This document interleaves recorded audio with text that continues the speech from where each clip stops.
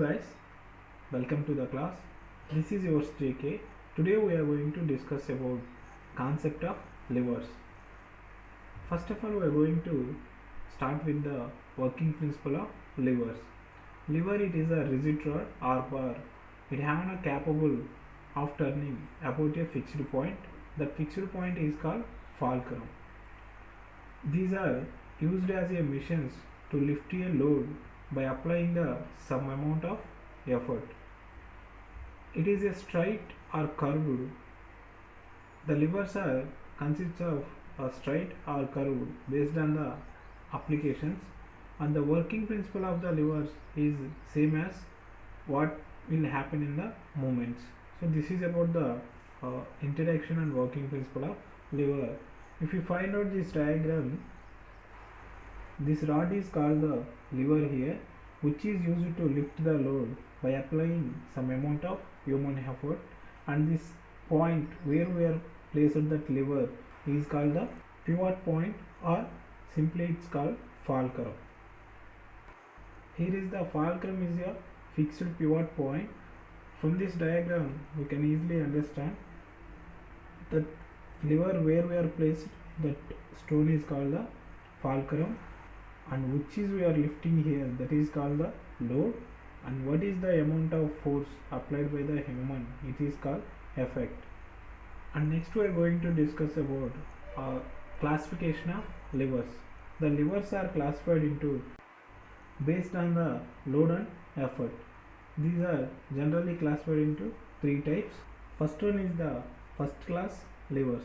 In this first class levers, fulcrum is placed between the input and output.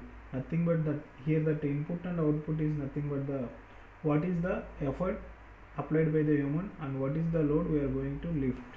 In this case, the effort arm is higher than the load arm.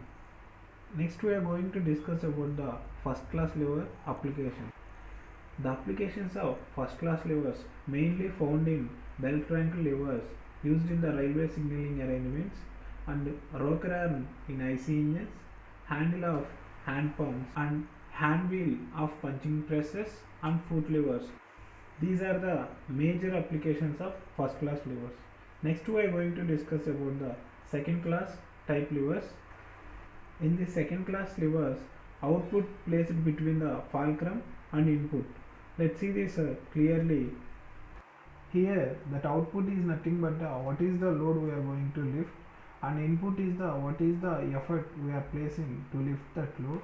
That load is placed between the fulcrum and effort.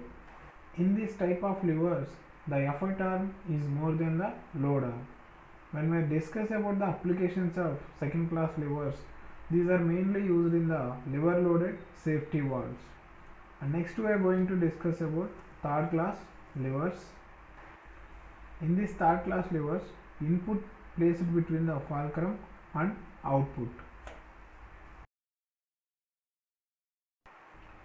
Here the input is what is the effort applied by the human, and output is the what we are going to lift that load.